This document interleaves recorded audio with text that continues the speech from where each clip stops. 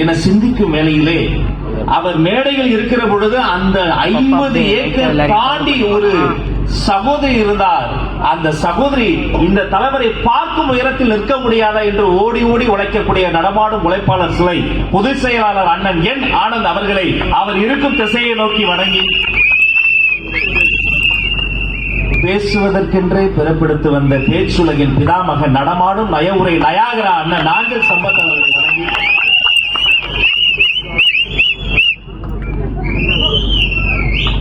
நியாயப்படி இங்க அவர் ஊதுனது தம்பி ஊதுனது விசில் கிடையாது, சங்கு. அன்பு தம்பி ரமேஷ் அவர்களை வாழ்த்தி அன்பிற்கினிய சகோதரி தேவி அக்காக்கு நல்ல ஒரு கரவொலி தாங்க. நீங்க புதுசா ஒரு கதையை வர சொல்லிருக்காங்க.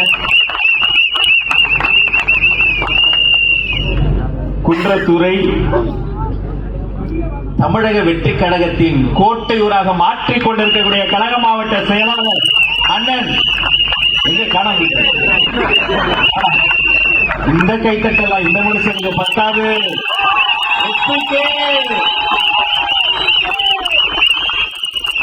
டிவிகே என்ற 3 எழுத்து, அந்த டிவிகே என்ற 3 எழுத்திற்காக தன் வாழ்வை அர்ப்பணித்த தியாக திருவுருவம் எஸ்பிகேவும்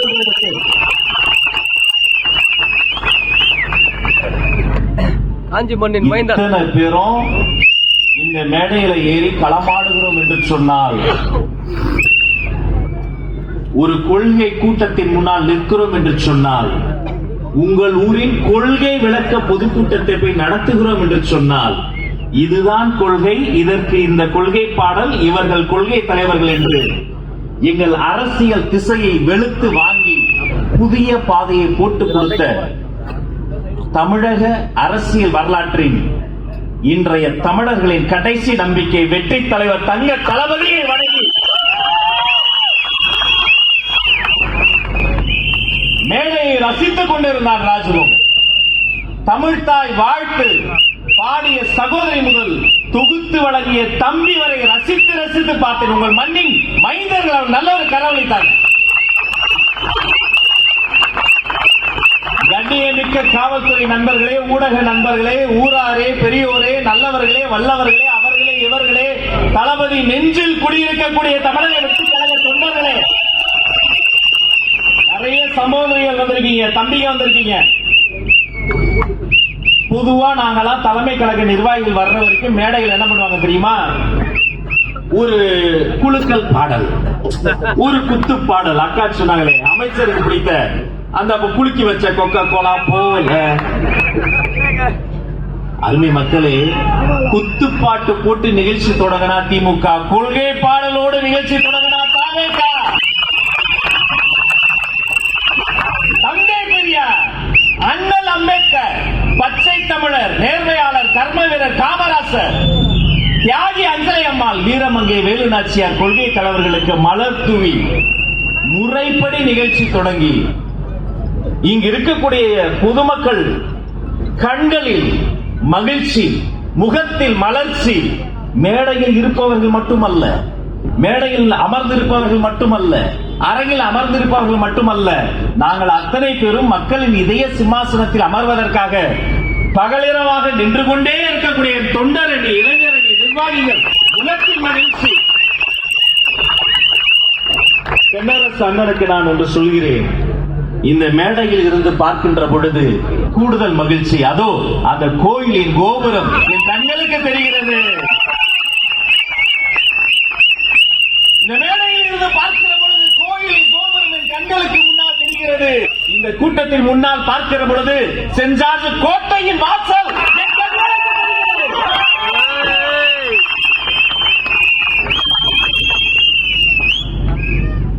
இதே ஊர்ல அன்பை பத்தி சொல்ல வந்து அன்பரசுன்னு தம்பி சொன்னோன்னு நான் பார்த்தேன். ஐயோ, பேர் வைக்கும் போது அப்படி வைக்கிறாங்க. ஒரு மனுஷனுக்கு அன்பாவும் பேச தெரியாது, 2 மாசத்துல அவர்கிட்ட அரசாங்கமும் பேர் மட்டும் அன்பரசு.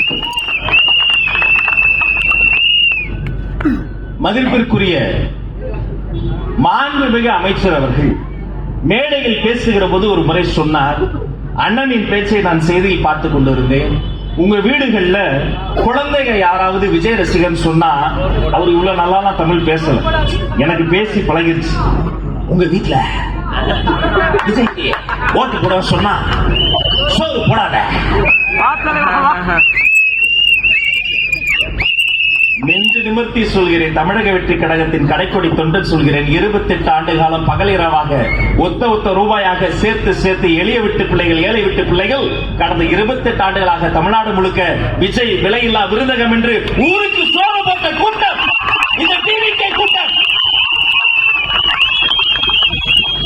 ஆனா நடந்தது என்ன? யார் வீட்லயாவது இப்படி பேசுனா டிவிகேக்கு ஓட்டு போடக்கூடாதுன்னு யாராவது அப்பா சொன்னா அந்த அப்பாக்கு சோறு போடக்கூடாதுன்னு அம்மாக்கள் முடிவு பண்ணிட்டாங்க. வீட்டுக்கு வீடு விஜய், தமிழ்நாட்டுக்காக விஜய். இந்த வரியை, இந்த நொடி வரை எந்த திமுக மேடையிலும் மறுப்பு சொல்லவே இல்லை. என் தலைவர் சொன்னார் இல்லையா, ஆண்டு விழாவில் நாங்கள் முழங்கினோம் இல்லையா, வீட்டுக்கு வீடு விஜய். ஒவ்வொரு வீட்டிலும் விஜய் இருக்கிறார், வாக்காளராக இருக்கிறார், தொண்டராக இருக்கிறார், தம்பியாக இருக்கிறார், தங்கையாக இருக்கிறார். மறுப்பு சொல்ல முடியாது. ஏன் தெரியுமா? அமைச்சர் வீட்டிலேயே ஒரு விஜய் வாக்காளராக இருக்கிறார். மேடையில் பேசுகிற போது கண்ணியமா பேசுங்க. அப்படி இல்லைன்னா டெய்லி சாயங்காலம் 4 மணிக்கு அண்ணன் நாஞ்சில் சம்பத் கிட்ட டியூஷனுக்கு வாங்க. அனுமதி இலவசம் முதல்ல வந்திருக்கு. என்னன்னா எங்க கட்சியில தான் மேடையில் இருக்கிறவங்களும் பேசுவோம், கீழே இருக்கிறவங்களும் பேசுவோம். ஒரே ஒரு வித்தியாசம் உங்களுக்கு எங்களுக்கும், கண்ணியத்தோடு பேசுவோம், அன்பா பேசுவோம், ஆதரவா பேசுவோம். ஒரு கார்ல போய்கிட்டு ஒரு இன்டர்வியூ தர்றாரு, பாத்தீங்களா? என் வீட்டுல உட்கார வச்சுதான் இன்டர்வியூ கொடுக்கறதுக்கு. கார்ல போய்கிட்டே இன்டர்வியூ. அந்த அம்மா இருக்கிறதுலே கஷ்டமான கேள்வி. நான் ராக்கெட் சயின்ஸ் பத்தி அவர்கிட்ட கேட்க முடியும்? நம்மளை பத்தி கேட்கிறாங்க. எள்ளல், நக்கல், நையாண்டியோடு அதெல்லாம் ஜெயிக்க முடியாது, அவங்களாம் வர முடியாது, அவங்களாம் கொடியேற்ற முடியாது. 2 ஆண்டுகள் முன்பு தமிழக வெற்றி கழகம் கருவான போதே எந்த மாண்புமிகு மனிதர் சொன்னாரோ, யார் கொடியேற்ற முடியாது என்று சொன்னாரோ, தொட்டுவிடும் தூரத்தில் அவர் வீடு இருக்கிறது. அவர் வீட்டுக்கு முன்னால் கூட்டமே நடத்தி காட்டியிருக்கிறார் கழக மாவட்டத்தில்.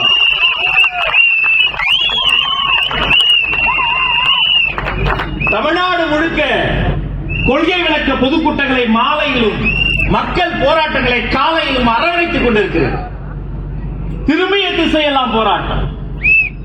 துப்புரவு தூய்மை தொழிலாளர்கள் போராடி கொண்டிருக்கிறார்கள். 10 நாட்களை தாண்டி உண்ணா நோன்பு பார்க்க போயிருந்தேன் நான். அந்த தாயின் காலை பிடித்துக் கொண்டு எனக்கு கண்ணீர் வருகிறது சொல்லும்போது. 10 நாளா ஒரு வாய் சோறு சாப்பிடாம ஏமா கஷ்டப்படுற? அந்த அம்மா சொன்னாங்க, எனக்கு ஒண்ணு வேணாம் தம்பி, எனக்கு கால் காசானாலும் அது சர்க்கார் காசா வேணும், எனக்கு சுயமரியாதை வேணும், மதிப்பு வேணும், மரியாதை வேணும், எனக்கு இலவச கையுறை வேண்டாம், என் குழந்தை குட்டிக்கு ஒரு நல்ல எதிர்காலம் வேணும். இத்தனையும் வேணும்னா 2026 தளபதி தான் முதலமைச்சரா வேணும். நேற்று அரசு ஊழியர் சங்கத்துடைய போராட்டம். அங்க போய் கேட்ட உங்களுக்கு என்ன வேணும்? அவங்க சொல்றாங்க, அரசாங்கம் என்பது இந்த நாட்டினுடைய இதயம் என்றால் அது ஓடக்கூடிய ரத்த நாளங்கள் அரசு ஊழியர்கள். கொடிய கொரோனா காலகட்டத்தில் தகவல் தொழில்நுட்பத்தில் வேலை பார்க்கிறவங்க கூட ஒர்க்கிங் ஃப்ரம் ஹோம் வீட்டிலே வேலை பார்த்தாங்க. ஆனா இந்த அரசு ஊழியர்கள், மருத்துவமனை ஊழியர்கள், அங்கன்வாடி சத்துணவு ஊழியர்கள் உயிரை பணைய வைத்து வேலை பார்த்தாங்க. என் வீட்டுல இருக்கிற ஒரு குழந்தை நல்லா இருக்கும் நினைச்சா அந்த அப்பா அம்மா, என் பள்ளிக்கூடத்தில் படிக்கிற எல்லா குழந்தையும் நல்லா இருக்கும் நினைச்சா அவங்க தான் ஆசிரியர்கள், அங்கன்வாடி ஊழியர்கள், சத்துணவு ஊழியர்கள். இவ்வளவு எங்களுக்கு வேணும். எங்களுக்கு அடிப்படை பணி பாதுகாப்பு வேணும். அது எங்களுக்கு வேணும்னா 2026 இருந்து தங்க தளபதி தமிழக வெற்றி கழகம் தலைவர் அவரினுடைய ஆட்சி தான். இன்னைக்கு காலையில கௌரவ விரிவுரையாளர்கள் போராட்டம். அவங்க பேரில் மட்டும்தான் கௌரவம் இருக்கிறது, வாழ்க்கையில் போராடி கொண்டிருக்கிறார்கள். ஒரு ஆசிரியர்களுக்கு, பேராசிரியர்களுக்கு 11 மாதம் மட்டும்தான் ஊதியம் தருவேன் ஒரு சர்க்கார் சொல்லுது. ஆனா நாங்க யாரு? மூட்டை தூக்குபவர்கள், ஆட்டோ ஓட்டுநர்கள், 2 சக்கர வாகனங்களில் வரக்கூடிய மாநில நிர்வாகிகள், ஒரு ரூபாயாக சேர்த்து வீட்டில் இருக்கிற காசை சேர்த்து நாட்டிற்காக நலத்திட்டங்களை நாங்களே உருவாக்கி பிறந்த குழந்தைக்கு தங்க மோதிரம், தளபதி பிறந்த நாள் என்று ஜிஎச் பிறக்கிற ஒவ்வொரு குழந்தைக்கும் கழக மாவட்ட செயலாளர் தங்க மோதிரம் தங்கம் அடைச்சிட்டாங்க. வளரும் குழந்தைக்கு ரொட்டிப்பால் முட்டை திட்டம், படிக்கும் குழந்தைக்கு விஜய் படிப்பகம், வெளியில் வேலைக்கு அலைகிற இளைஞர்களுக்கு விஜய் விலையில்லா விருந்தகம், 10ஆம் வகுப்பு 12ஆம் வகுப்பில் சிறப்பாக படிக்கிற குழந்தைகளுக்கு தளபதி கல்வி விருதுகள், வெளியில் யாருக்கேனும் ஏதேனும் உதவி தேவைப்பட்டால் விஜய் குருதியகம். ஒரு அரசாங்கம் சர்க்கார் செய்ய வேண்டியதை செய்து கொண்டிருக்கிறது இந்த தனிமனித சர்க்கார். பெரும்பான்மையான அமைச்சர்கள் மதிப்பு மரியாதை தராங்களா? இல்ல. கூட்டணி கட்சி தலைவர்களுக்கு பிளாஸ்டிக் சேர் போடக்கூடிய படுபாவிகள் இருக்கக்கூடிய நாட்டில் பிறப்புக்கும் எல்லா உயிர்க்கும் என்பதுதான் உங்களுடைய அடிப்படை கோட்பாடு என்று சொல்லித்தந்த தலைவர் இந்த வெற்றி தலைவர். காவிய தமிழை கம்பன் தந்தான், கவிதை தமிழை இளங்கோ தந்தான், வாழ்வியல் தமிழை வள்ளுவர் தந்தார். அதில் பிறப்புக்கும் எல்லா உயிர்க்கும் தான் உங்கள் வழிகாட்டி வாசகம் இங்க வெற்றி தலைவர்கள் சொல்லி. அப்ப இதை வைத்து நாம எதை அடைய போறோம்? அது நம்ம குறிக்கோள். அது எல்லோருக்கும் எல்லாம். முதலமைச்சர் பதவி என்ன ஒத்த குடும்பத்திற்கு குத்தகைக்கு வர்றதா? எல்லாருக்கும் அது கிடைக்கும். நேற்று முதல் மாற்றுத்திறனாளிகள் போராட்டம், நேற்று நடந்த ஒரு மிக முக்கியமான போராட்டம். மாற்றுத்திறனாளிகள் போராட்டம் நடக்கிற சிவானந்தா சாலையில் அவர்களை கைக்குலுக்கி நான் கடந்து செல்கிறேன். நேற்று இரவு மாற்றுத்திறனாளிகளை அடிச்சு பேருந்துல இழுத்து கைது பண்ணியிருக்கிறாங்க. குடும்பம் தெரியுமா? கூட்டணி கட்சியில் இருக்கக்கூடிய மதிப்பிற்குரிய பொதுவுடைமை சித்தாந்தத்தை தனது வாழ்நாள் லட்சியமாக மாற்றிக்கொண்ட அண்ணன் பாலகிருஷ்ணனுடைய மனைவியார் அன்பிற்கினிய தோழர் ஜான்சி ராணி அம்மா அங்க இருக்கிறாங்க. அந்த அம்மாவே அடிச்சு காயப்படுத்தி ஜிஎச்ல அவங்க மருத்துவமனையில் இருக்கிறாங்க. ஆனா தமிழக வெற்றிக் கழகம் யார் தெரியுமா? சென்னையில ஒருங்கிணைந்த சென்னையில 13 மாவட்ட கழக செயலாளர்கள் மிக முக்கியமான ஆணிவராக இருக்கக்கூடிய யார் தெரியுமா? எங்க அண்ணன் அப்புன் என்கிற வேல்முருகன். ஒரு மாற்றுத்திறனாளியை மாவட்ட செயலாளராக வைத்திருக்கக்கூடிய ஒரே கட்சி தமிழக வெற்றிக் கழகம். முதல் நாள் மாற்றுத்திறனாளிகளினுடைய போராட்டத்தை பார்க்க முடியவில்லை. கண்கள் கடலாகிறது. அவர்களால் வாய் பேச முடியாது. அவர்களுக்கு செவி படுதாக இருக்கிறது. அவர்கள் எப்படி போராடுவார்கள்? எப்படி கோஷமிடுவார்கள்? 1 மணி நேரம் உக்கிரமான வெயிலில் இன்று போராடி கொண்டிருக்கிறார்கள். அவர்களை கைது செய்வதற்காக ஒரு கூட்டம் காத்து நின்றது. ஒரு மாற்றுத்திறனாளி ஒரு ஆயுதத்தை எடுத்தார். அத்தனை பேரும் கைது எடுத்தார்கள். ஐயோ, சொல்லும் போது சிலிக்கிறது. மாற்றுத்திறனாளி விசில் ஊதி போராடினார்கள். விசில் என்பது ஆயுதம், போராளிகளினுடைய ஆயுதம். ஆங்கிலத்தில் விசில் ப்ளோவர் சொன்னா பெரும் குற்றங்களை வெளிச்சம் போட்டு காட்டுகிறவர்கள் சொல்லுவாங்க. விசில் என்பது இரவு நேரத்தில் நாம் நிம்மதியாக உறங்குவதற்காக காவல்துறை கையில் வைத்திருக்கிற கண்ணியமிக்க பொருள். விசில் என்பது சேப்பாக்கத்தில் விளையாட்டு திடல்ல உற்சாகம் இதில் இளைஞர்கள் ஊதக்கூடிய ஒரு பொருள். போன வாரம் சேப்பாக்கத்தில் ஒரே பரபரப்பு. என்ன தெரியுமா? சேப்பாக்கத்துக்குள்ளார விசில் எடுத்துக்க கூட தடையா? நல்ல வேலை எங்களுக்கு விசில்ஸ் நான் கொடுத்தாங்க. பேட்டு கொடுத்துருந்தாங்க. வைங்க பேட்டை கொடு. கொள்கை விளக்க பொதுக்கூட்டத்தில் நின்று இத்தனை கொள்கைகளை நான் சொன்னேன். எங்கேயாவது திமுகவினுடைய கொள்கையை பத்தி மாண்புமிகு துணை முதல்வரோ மாண்புமிகு முதல்வரோ சொன்னார்? அதுல வேற இந்த தம்பி வந்து அந்த அக்கா இளைஞர் அணி மாநாட்டை பத்தி எல்லாம் சொல்லி ஒரே வரியில சொல்லவா? அதே டெய்லர், அதே வாடகை. நான் மீதியெல்லாம் பரவாயில்ல, அந்த பேண்ட் கலரை கூட வேணா அப்படியே காப்பி எடுத்தீங்க. கடைசியில் ஒரு செல்ஃபி ஒண்ணு எடுத்து தண்ணீரிலே இருக்கிற மீன் கருவாடாகலாம், கருவாடு ஒருபோதும் மீன் ஆகாது. திரும்பிய திசையெல்லாம் மக்கள் போராட ஆரம்பிச்சிட்டாங்க. தாய்மார்கள் தெளிவாயிட்டாங்க. இளைஞர்கள் யோசிக்க ஆரம்பிச்சிட்டாங்க. எங்கள் வீடுகளில் ஒவ்வொரு வீட்டிலும் ஒரு விஜய் வாக்காளராக இருக்கிறார். தேர்தலின் போது அவர் வெளியே வருவார். நீங்க சொன்னீங்களே, மதிப்பிற்குரிய மாண்புமிகு அமைச்சர் அண்ணன் அவர்களே, விஜய் ரசிகர்கள் சொன்னா சோறு போடாதன்றீங்களே. ஊர் முழுக்க, உலகம் முழுக்க, தமிழ்நாடு முழுக்க சோறு போட்ட ஒரு கூட்டத்தை பார்த்து மதிப்பு மரியாதை இல்லாமல் பேசுகிறீர்களே. நீங்க சோறு போடுவதை பற்றி பேசிக் கொண்டிருக்கிறீர்கள். இதோ இந்த கூட்டம், கோடிக்கணக்கான கூட்டம் உங்களுக்கு எதிராக வாக்கு போடுவதற்கு தீர்மானித்து விட்டார்கள். இளைஞர்களின் சின்னம், தாய்மார்களின் சின்னம்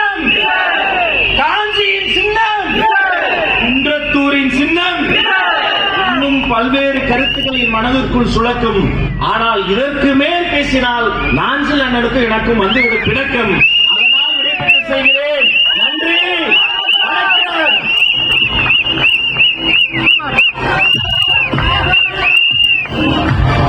அடுத்தது கழக பரப்புரை செயலாளர் ஐயா நாஞ்சில் சம்பத் அவர்கள். ஐயா அவர்களை வரவேற்பதற்காக காஞ்சிபுரம் மாவட்ட கழக செயலாளர் அண்ணன் SBK அவர்கள் மலர் வீட்டு நிறுத்தி அவரை வரவேற்கிறார்.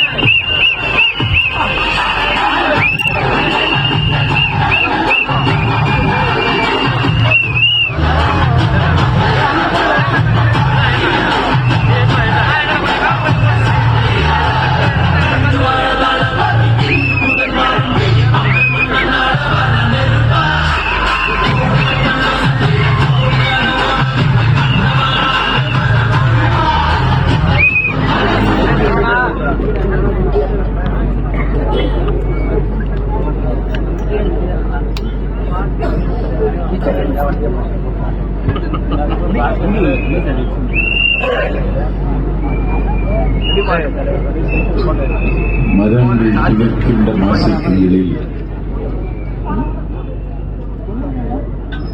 சிவமும் செந்தமிழும் மணக்கும் குன்றத்தூரில்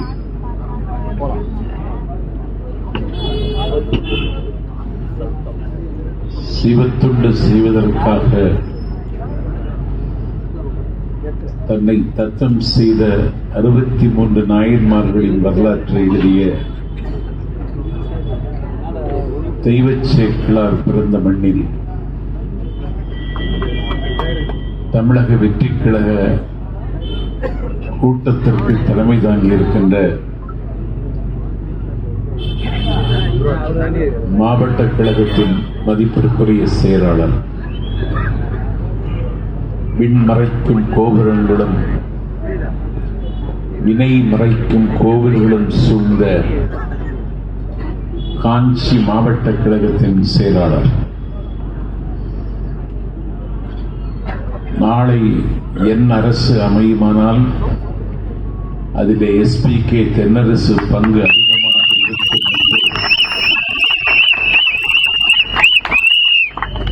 தளபதி நம்புகிற மாவட்ட கழகத்தின் செயலாளர் SBK.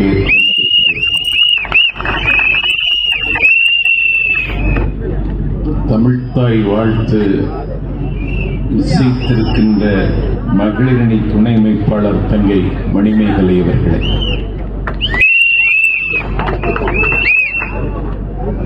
உறுதிமொழி வாசித்திருக்கின்ற தங்கை புனிதவதி அவர்களே, குன்றத்தூர் வடக்கு நகர செயலாளர் வரவேற்புரை வழங்கிய பிரேம் ஆனந்த் அவர்களே,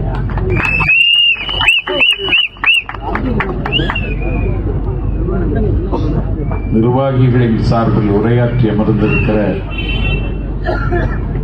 இளைஞரணியை இயக்குகின்ற இன்பத் தம்பி அருண்குமார் அவர்களே,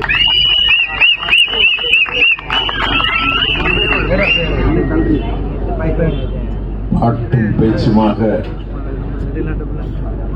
தன்னுடைய பேச்சை வடிவமைத்துக் கொண்ட தலைமை கழகத்தின் பொழிவாளர் ஆரியூர் சகோதரி தேவகி அவர்களே,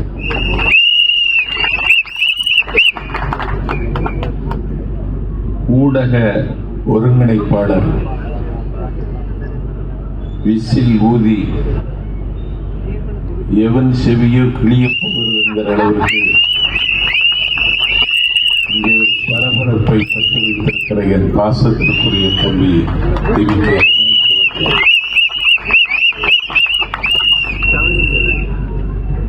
கழகத்தின் துணை பொதுச் செயலாளரும்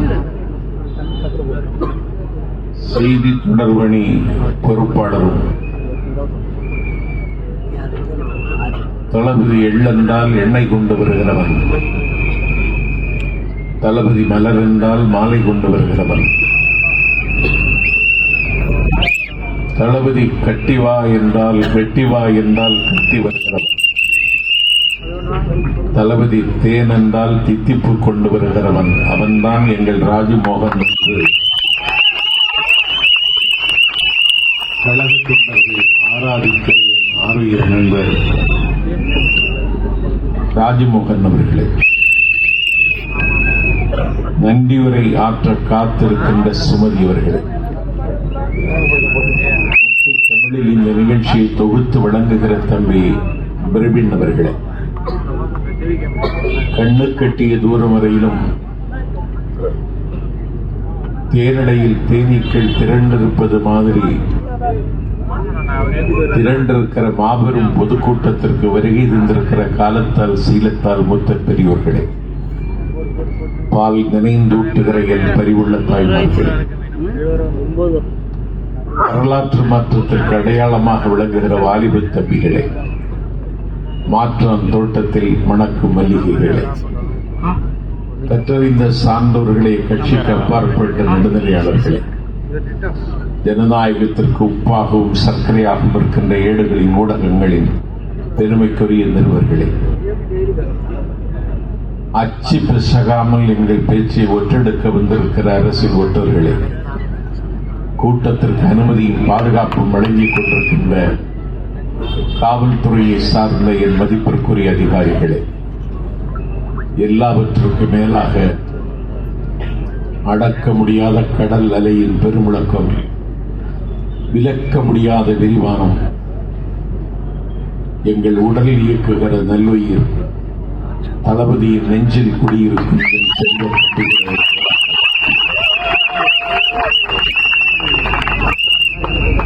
நீண்ட இடைவெளிக்கு பிறகு நாஞ்சில் சம்பத் குன்றத்தூர் வந்திருக்கிறேன். குன்றத்தூர் கோவிலின் கோபுர நிழலில் இருக்கிறேன். மாவட்ட செயலாளர் என்னை மேடைக்கு அழைத்து வருகிற பொழுது மேடையை பார்த்தே நான் பரவசமாகிவிட்டேன். நான் மேடைக்கு வரும் பொழுதே முதலிரவை சந்திக்க போகிற மாப்பிள்ளையினுடைய உற்சாகத்தோடு வருகிறேன்.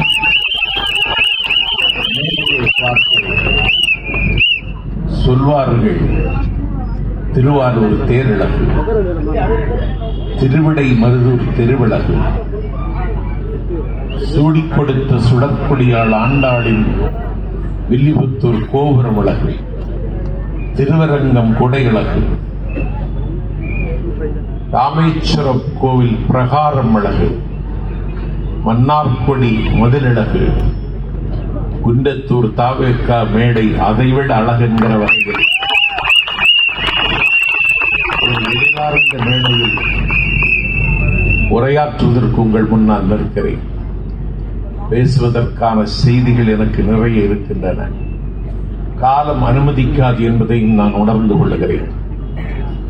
தமிழ்நாட்டினுடைய அரசியல் வரலாற்றில் தமிழக வெற்றிக் கழகம் தொடங்கி 2 ஆண்டுகள் முடிந்து 3வது ஆண்டில் அடியெடுத்து வைத்திருக்கிறது. 75 ஆண்டு கால பாரம்பரியம் உள்ள திமுகவை வீழ்த்த முடியுமா என்று சில சாட்சி இல்லாமல் பிறந்த பயல்கள் எல்லாம் சத்தம் போட்டு பேசுகிறார். சிட்டுக்குருவிகள் வல்லூர்களை வெல்லும் என்றான் அல்லாமா இக்பால். வெட்டிக்கிள்கள் யானைகளை வீழ்த்து நின்றான் வியட்நாம் விடுதலை போரை முன்னெடுத்த தலைவர் ஹோசிங்.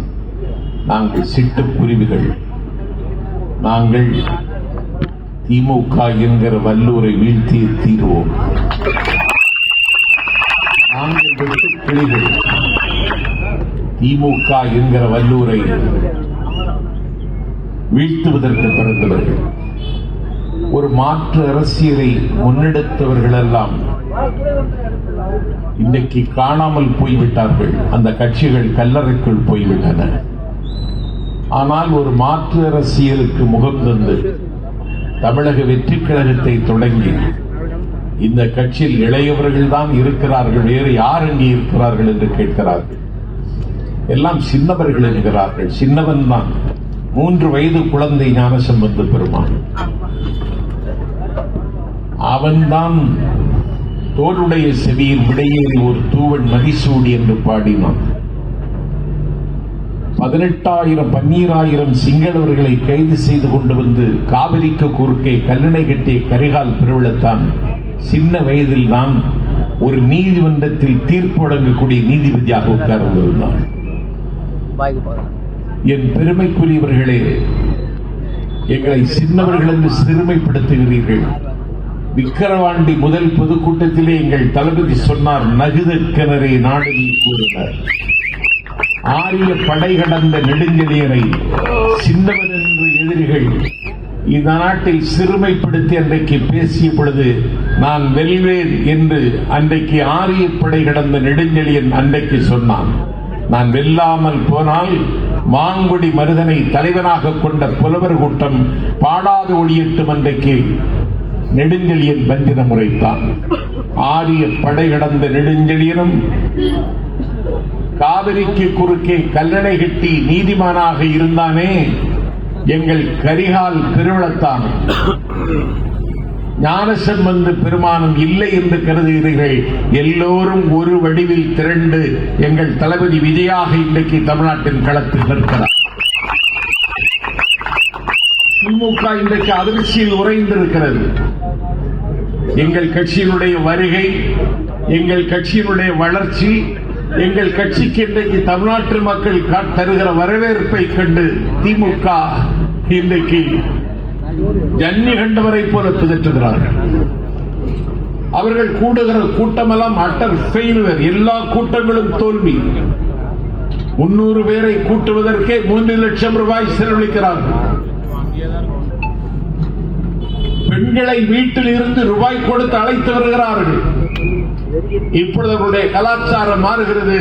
வருகிற பெண்களிடத்திலும் ஆண்களிடத்திலும் சொல்லுகிறார்கள், 500 ரூபாய் வாங்கிக் கொள்ளுங்கள், போகும் பொழுது நீங்கள் உட்காருகிற நாற்காலியை எடுத்துக்கொண்டு போங்கள்.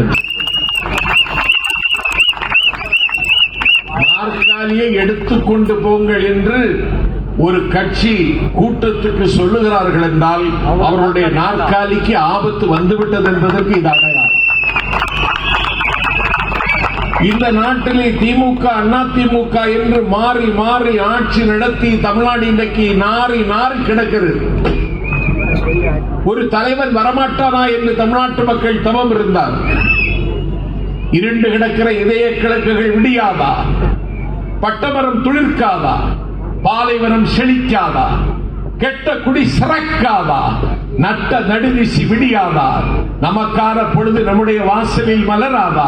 அதற்கு ஒரு தலைவன் தமிழ்நாட்டில் உதயமாக மாட்டானா என்று தமிழ்நாட்டு மக்கள் காத்திருந்த பொழுது இதோ வருகிறேன் என்று வந்திருக்கிறார் எங்கள் தளபதி. இடமெல்லாம் கூட்டம், கட்டுக்கடங்காத கூட்டம், கரை காணாத உற்சாகத்தோடு இளைஞர்களின் கூட்டம், தாய்மார்களின் கூட்டம். இப்படி ஒரு கூட்டத்தை சமீப கால தமிழக வரலாற்றில் நாஞ்சில் சம்பத் மேடைக்கு பேச வந்ததற்கு பிறகு நான் பார்க்கவில்லை. பெரிய கூட்டங்களில் நான் பேசியவன், பெரிய கூட்டங்களில் பங்கெடுத்துக் கொண்டவன். ஆனால் எங்கள் தளபதிக்கு வருகிற கூட்டம் தமிழ்நாட்டின் வரலாற்றில் மட்டுமல்ல, இந்திய அரசியல் வரலாற்றில் எந்த தலைவருக்கு கூடாத கூட்டம். தலைவருடைய பராக்கிரமத்தை, அவருடைய துணிச்சலை, அவருடைய பேராண்மையை நான் பாராட்டுகிறேன். ஒரே நேரத்தில் ஒரு தலைவன் ஒன்றிய அரசையும் மாநில அரசையும் 2 வல்லாதிக்கங்களை எதிர்க்கிற துணிச்சல் இந்திய அரசியலில் எங்கள் தலைவர் விஜயர்களுக்கு மட்டுமே இருக்கிறது. எங்கள் தலைவர் சொன்னார், விக்கிரவாண்டி கூட்டத்தில் சொன்னார், ஒரு பொலிட்டிக்கல் பாம்பு நான் போட போகிறேன் என்று. ஆட்சியிலும் அதிகாரத்திலும் பங்கு என்று எங்கள் தலைவர் அறிவித்தார். பல கட்சிகளினுடைய அஸ்திவாரம் அன்றைக்கு ஆடத் தொடங்கிவிட்டது. இன்றைக்கு காங்கிரஸ் கட்சிக்குள் ஒரு கலகம் மூண்டிருக்கிறது. விடுதலை சிறுத்தைகளின் தலைவர் நான் பெரிதும் மதிக்கின்ற தொல் திருமாவளவன் காங்கிரஸோடு இன்றைக்கு கைகோர்த்து விட்டார் என்று காலை செய்தி வருகிறது. குண்டத்தூரில் இருந்து வெள்ளம் போல் திரண்டிருக்கிற வாக்காளர்களுக்கு சொல்லுகிறேன், விஜய் தனித்து விடப்பட்டிருக்கிறார் என்று பல பேர் பித்தம் பிடித்தவனை மாறி பேசிக் கொண்டிருக்கிறான்.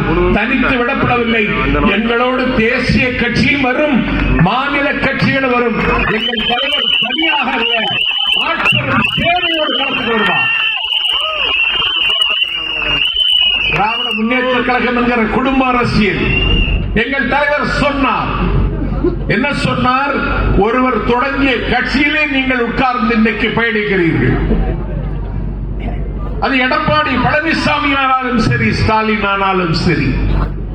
திமுக என்பது ஸ்டாலின் தொடங்கிய கட்சி அல்ல. எடப்பாடி அதிமுக என்பது எடப்பாடி பழனிசாமி தொடங்கிய கட்சி அல்ல. நீங்கள் ஒருவர் தொடங்கிய கட்சியில் பயணிக்கிறீர்கள். ஆனால் தமிழ்நாட்டு அரசியலில் ஒரு கட்சியை தொடங்கி 2 ஆண்டு காலத்தில் அதிகாரத்தை கைப்பற்ற முடியும் என்ற நம்பிக்கையை பெற்றிருக்கிற வல்லமையுள்ள கட்சி தமிழக வெற்றிக் கழகம். 1949 ஒரு மழை நாளில் ராபின்சன் நந்தவரத்தில் அண்ணா அவர்கள் திராவிட முன்னேற்ற கழகத்தை தொடங்கினார்கள். 1967 அண்ணா ஆட்சிக்கு வந்தார்.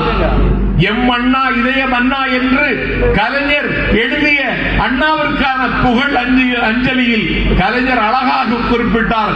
பதுங்கி பாயும் வேங்கையென 18 ஆண்டில் பாராள வந்த கதை பாரறியுமா ஏடறியுமா என்று கலைஞர் கேட்டார். 18 ஆண்டுகள் ஆயிற்று. அறிஞர் அண்ணாவுக்கு ஆட்சி அமைக்க 72 கட்சி தொடங்கிய மக்கள் திலகம் எம்ஜிஆருக்கு ஆட்சி அமைக்க 5 ஆண்டு காலம் ஆயிற்று. 77 ஆட்சி அமைத்தார். ஆனால் 2 வருடத்தில் கட்சியை வளர்த்தெடுத்து 3வது ஆண்டில் ஆட்சி அமைக்கப் போகிறது என்றால் இந்திய அரசியல் வரலாற்றில் அலறுகிறார், அதிர்ச்சியில் உறைந்திருக்கிறார். இந்த கூட்டத்தை கண்டவர்கள் இன்றைக்கு மறைக்கிறார். எங்கள் தலைவரை போலவே வேடமெல்லாம் போட்டு பார்க்கிறார். ராம்ப் வாக் எங்க தலைவர் போனா தம்பி சொன்னது மாதிரி 4000 கண்கள் வேண்டும் அதை பார்க்க. ஸ்டாலின் போகிறார், ராம்ப் வாக் அவரும் போகிறார், அசைக்கிறார். ஒரு பயிலும் எதிரில் அசைக்கிறார். அசைக்காமலே அசைக்கிற தலைவன் அண்ணன் ஸ்டாலின் தான். நான் சம்பத் கேட்கிறேன், உங்களுக்கு ஏன் இந்த வேலை? எங்கள் தலைவர் விக்கிரவாண்டில் ராம்போக் போனார். அதற்கு பிறகு மாட மதுரையில் போனார். அதற்கு பிறகு பூலவு சொர்க்கம் கோலாலம்பூரில் மலேசியாவில் ஜனநாயகன் படத்தினுடைய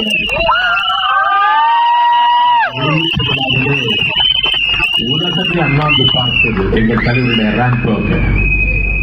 அது மாதிரி நீங்க காப்பி அடிக்கிறீங்களா? காண மயிலாட அது கண்டிருந்த வான்கோழி தானும் அதுபோல பாவித்து ஆடலாமா? ஆங்கில் சம்பட் கொண்ட தொழில் கேட்கிறேன். யானை ஆட்டுகிறது என்று கழுதை ஆட்டலாமா? எதுக்கு இந்த வேலை? சர்க்கார் நடத்த சொன்னா சர்க்கார் நடத்தியா? 10 லட்சம் கோடி கடன் உன் அப்பன் வீட்டு பணமா? 5000 ரூபாய் எங்க மகளிருக்கு கொடுத்திருக்குதே, எங்கிருந்து எடுத்தா? இனி நிதியமைச்சருக்கு இந்த விவரம் தெரியுமா? நிதித்துறை செயலாளர் IAS பட்டதாரியாக இருந்தால் நான்கில் சம்பத் குன்றத்தூரில் கேட்கிறேன், உங்களை அனுமதி பெற்றுத்தான் கொடுத்தீர்களா? இந்த கடனை அடைப்பதற்கு இந்த அரசாங்கத்திடம் ஏதாவது திட்டம் இருக்கிறதா? நீங்கள் தினசரி ஒரு ஆண்டுக்கு 800 கோடி ரூபாய் விளம்பரம். இன்று நேற்றும் Tamil Hindu, Dinamani, Thanthi, Dinamalar, Dinacheithi, Indian Express, the Times of India, எல்லா பத்திரிகைகளிலும் இன்றைக்கு முதல் பக்கத்தில் விளம்பரம். ஆண்டுக்கு 800 கோடி. சிறுநீரகம் பாதிக்கப்பட்டு டயாலிசிஸ் செய்ய வேண்டும் என்று கதறி அணுகிற என்னுடைய சொந்த தாயை ஒரு ஆட்டோவில் அழைத்து செங்கல்பட்டு அரசு மருத்துவமனைக்கு செல்வதற்கு என்னிடத்தில் காசு இல்லை.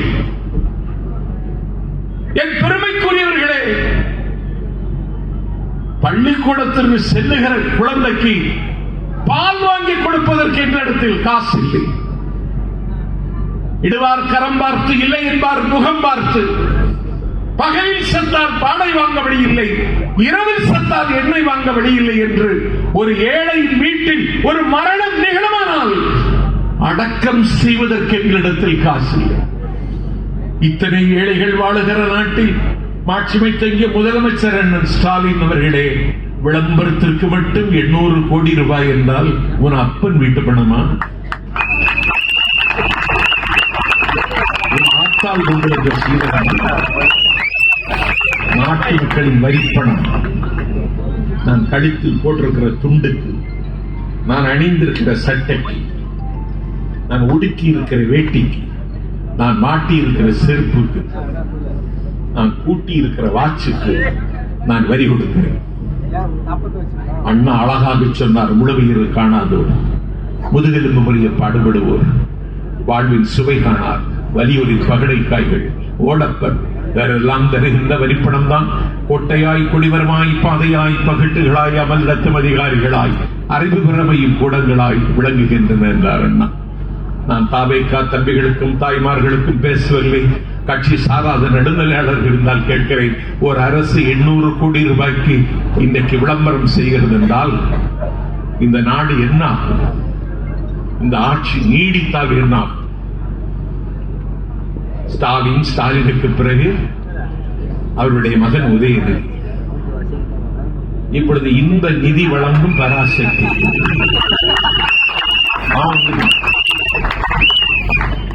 எங்களுக்கு ஜனநாயகன் ஒரு படம் எடுத்தாருன்னா அதுக்கு போட்டியா பராசக்தியா? ஓடல,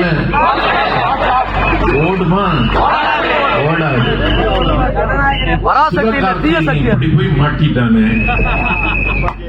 சிவகார்த்திகேயன் சினிமா உலகத்தில் தனக்கு இருந்த செல்வாக்கை இன்றைக்கு இழந்திருக்கிறார். அந்த குடும்பத்தில் போய் சிக்குவியா? வடிவேலு அன்னைக்கு விஜயகாந்த் எதிர்த்து வடிவேல கூப்பிட்டு பேச வச்ச வடிவேலுக்கு படமே புக் ஆகுறது இல்ல. வடிவேல் வரிசையில் வந்துட்டானே சிவகார்த்தி. எந்த குடும்பமும் சிரிச்சிட்டு இருக்கிறது அவனுக்கு பிடிக்காது. அப்படி ஒரு குடும்பம் அது. ஸ்டாலின் முதலமைச்சர், துணை முதலமைச்சர் உதயநிதி, அந்த கட்சியில வேற ஆளே இல்லையா? அதான் ஆட்சியை பார்த்து ஊரே சிரிக்குது. ஆளே இல்லையா? எத்தனை பேர் தியாகம் செய்த கட்சி? உன்னை விட்டால் உன்னுடைய மகன் தானா? இது என்ன முறை? இது தகப்பன் எதை செய்யறானோ அது மாதிரி மகனும் செய்யறான். மேடையில் தகப்பன் மகன் 2 பேரும் ஒன்னா உட்கார்ந்து ரகசியம் பேசுறான். புதின் இருக்கான ரஷ்ய அதிபர் புதினும் ட்ரம்பும் பேசுற மாதிரி பேசிட்டு இருக்காங்க. என்னடா இது? அவன் சேப்பாக்கத்தில் சொட்டு மருந்து விடுறான் உதயநிதி, தகப்பன் குளத்தூர்ல சொட்டு மருந்து விடுறான். சொட்டு மருந்து இவன் தான் கண்டுபிடிச்சது மாதிரி விடுறான். உங்களுக்கு வெக்கம் இல்லையடா? ஏன் அப்படி அருவருப்பா நடக்கிறீங்க? எத்தனை தியாகிகள் வாழ்ந்த நாடு. கோடிக்கால் பூதமடா என்று பாடி பரவிய பூதப்பாண்டி ஜீவானந்தம் 18 ஆண்டுகள் தலைமுறை வாழ்க்கை வாழ்ந்தார். தலைமுறை வாழ்க்கை 18 ஆண்டு காலம் முடித்துவிட்டு வெளியே வருகிற பொழுது நேராக வீட்டுக்கு போகவில்லை, ஜனசக்தி அலுவலகத்திற்கு சென்றார். ஜீவா வந்து விட்டார் என்ற செய்தி காட்டு தீவிரம் பரவி ஆயிரக்கணக்கான மக்கள் ஜீவாவை பார்க்க சென்ற பொழுது அங்கே 2 பெண்கள் நின்றார்கள். ஜீவா அந்த பெண்ணை ஒரு இடத்தில் கேட்டார், நீ எதற்கு வந்திருக்கிறாய், உனக்கு என்ன வேண்டும் என்று. அப்பொழுது அவள் சொன்னாள், நான் ஒரு வழக்கறிஞரிடத்திலே குமஸ்தா வேலைக்கு மனு போட்டிருக்கிறேன், நீங்கள் ஒரு பரிந்துரை கடிதம் தந்தால் அந்த குமஸ்தா வேலை எனக்கு கிடைக்கும் என்று நம்பி வந்தேன் என்றால் உடனடியாக ஒரு பரிந்துரை கடிதம் எழுதி கொடுத்தார். இன்னொரு பெண் நின்றாள். அந்த பெண்ணிடத்தில் ஜீவா கேட்டார், உனக்கு என்ன வேண்டும், நீ ஏன் வந்தாய்? அவள் சொன்னாள், என் பெயர் குமுதா, என் பெயர் கண்ணன், என் அம்மாவின் பெயர் கண்ணம்மை, என் தாத்தாவின் பெயர் குலசேகரதாஸ். நான் உங்கள் மகள் என்று சொன்னோட கண்கள் உடைந்து கண்ணீர் தாரை தாரையாக அழுதாளவள். அடக்குமுறைக்கு அஞ்சாத சிங்கம், கருப்பு சட்டங்களை ஏறி மிதித்த எங்கள் ஜீவா பாச மகளை மகளென்று அறிமுகமாக முடியவில்லையா, மகளை கூட எனக்கு தெரியவில்லை என்று சொல்லி அவளை கட்டி அணைத்து கதறி அழுது, மகளே நீதான் மகள் என்று நான் அடையாளம் தெரியாமல் போயிட்டேன், என்னை மன்னித்து விடு மகளே, மறந்து விடு மகளே, இது எனக்கு விதிக்கப்பட்ட வாழ்க்கை என்று நான் கருதவில்லை மகளே, நான் விரும்பி ஏற்றுக்கொண்ட வாழ்க்கை இந்த மகளிடத்தில் அன்றைக்கு அழுது கொண்டு சொன்னார் ஜீவா. இப்படிப்பட்ட தலைவர்களும் வரலாறு இருக்கிற நாட்டுல ஒரே நிதி தானடா,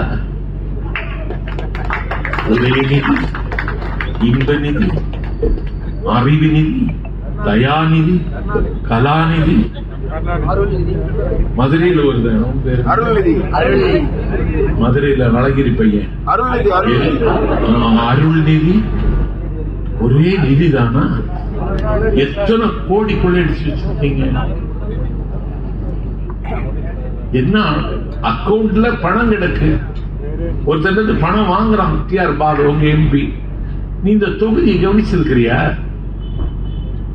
தாம்பரத்தில் நேற்று இறங்கினேன். எக்ஸ்பிரஸ் ட்ரெயின் இப்ப எக்மோர் போகாது, சவுத்துல இருந்து வர ட்ரெயின் எல்லாம் 9வது பிளாட்ஃபார்ம்ல கொண்டு விட்டான். நான் நடைமேடைக்கு வருவதற்கு நான் தளர்ந்து விட்டேன்.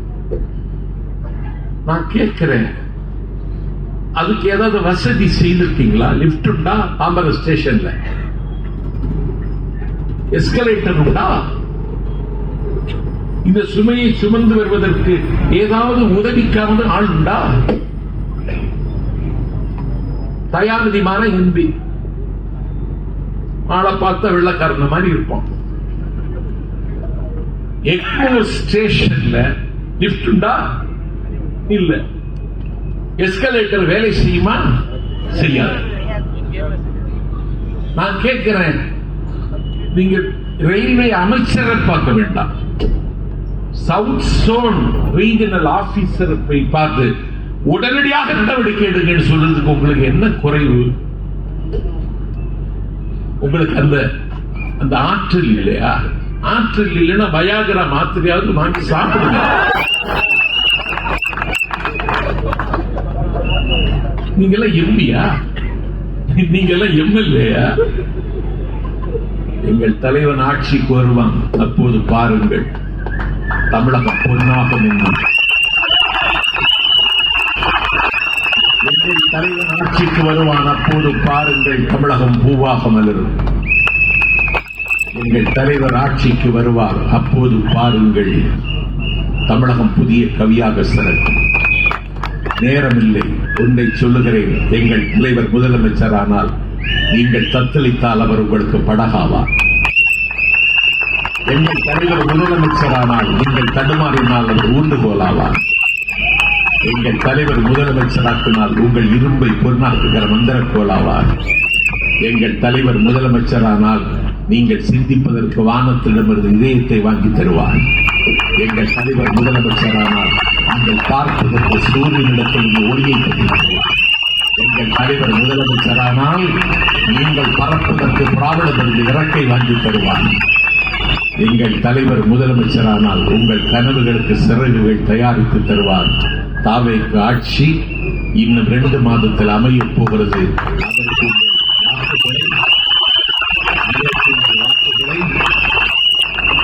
நாம் மேடைக்கோர்களுக்கு பறவை ஓசை, காணப்பறவையின் ஓசை, குக்கு கூண்டு கூவுகின்ற குயிலின் ஓசை, போர்க்களத்தில் பீரங்கியின் ஓசை, துப்பாக்கியின் ஓசை, பெய்யென பெய்யும் மழையின் ஓசை, பாடும் பறவையின் ஓசை, ஓடும் மேகங்களின் ஓசை, தாயின் தாலாட்டு ஓசை, தயிர் கடையும் மத்து ஓசை, தவில் நாதஸ்வரத்தின் ஓசை, எல்லாவற்றும் ஆழக்கடல் அலைகடல் ஓசை, எல்லா ஓசையும் விட உன்னதமான ஓசை எங்கள் விசில் ஓசை.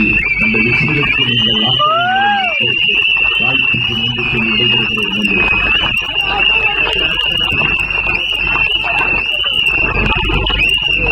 எல்லாரும் ஒரு 5 நிமிஷம் உட்காருங்க, நேரம் முடியும் போது. எல்லாருக்கிட்டையும் ஒரு சின்ன விஷயம் பகிர்ந்துக்கிறேன். ஐயா உட்காருங்க. மேடையில் இருக்கிற அத்தனை பெரியவர்களும் கொஞ்சம் சேர்ல உட்காருங்க, ஒரு 2 நிமிஷம். ஏன்னா முக்கியமான தருணம் இது. மாபெரும் கொள்கை விளக்க பொதுக்கூட்டம். கடந்த ஒரு வாரத்துக்கு முன்னாடி நாங்கள் உத்தரவேறு சட்டமன்ற தொகுதியில் இதே போல மிகப்பெரிய ஒரு கொள்கை விளக்க பொதுக்கூட்டம் கூட்டம். அப்போ எங்க மாவட்ட அலுவலகத்தில் மாற்றுத்திறனாளிகள், விதவை பெண்மணிகள், கூலி தொழிலாளிகள் என பல்வேறு மக்கள் எளிய மக்கள் எங்கிட்ட நலத்திட்டங்கள்லாம் கொடுத்து லெட்டர் கொடுத்த கடிதம்லாம் இருந்தது. அதெல்லாம் எடுத்து பார்த்தோம். அவங்க எந்தெந்த தொகுதி சார்ந்தவங்கன்னு பார்த்து அவங்களுக்கெல்லாம் நாங்கள் அந்த உதவிகளை பண்ணோம். அதே அடிப்படையில் அந்த உத்தரமேறு தொகுதி பொதுக்கூட்டத்தில் தன்னுடைய தொடை வரை கால் இழந்த மாற்றுத்திறனாளி